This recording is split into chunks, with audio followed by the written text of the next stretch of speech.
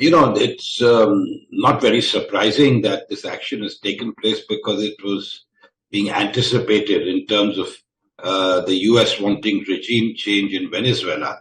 And you're aware of the military buildup in the Caribbean surrounding the Caribbean Sea surrounding Venezuela, one of the largest buildups of U.S. Naval and other forces. So I think what happened in the night and the early morning is a very sort of precise, coordinated attack. We still don't know the extent of damage to Caracas, but whatever I could see on television, on the international television channels, that the damage did. And I'm not sure whether there was extensive damage. Nothing like what the sort of bombing of Baghdad, or for that matter, attacks on that Israel conducted against Gaza. So I think there obviously has a very calculated move to extract President Maduro. How that was achieved, we will get to know only as time goes by, because I'm aware that they are very heavily guarded, the president, where of course he may not have been in the presidential palace Miraflores, but he would be hiding somewhere. One doesn't know.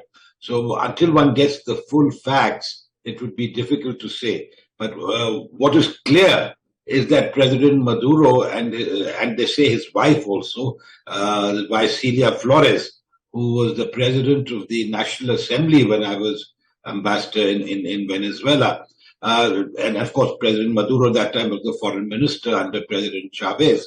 But their whereabouts are unknown. The vice president, Delcy Rodriguez, who was earlier their foreign minister and also the minister of finance and foreign trade, has reportedly sought proof that they are alive, President Maduro and his wife.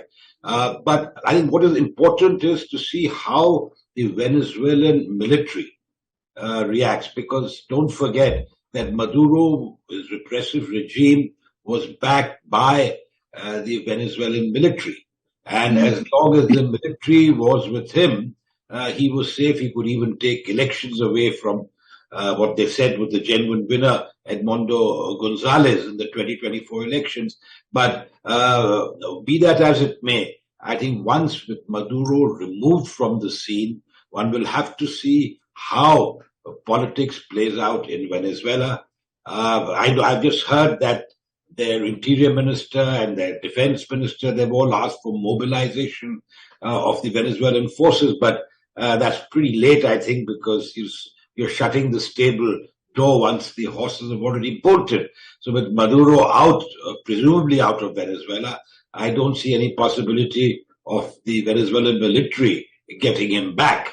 But we'll have to wait and see how the politics and how the internal situation in Venezuela plays out over the next few days.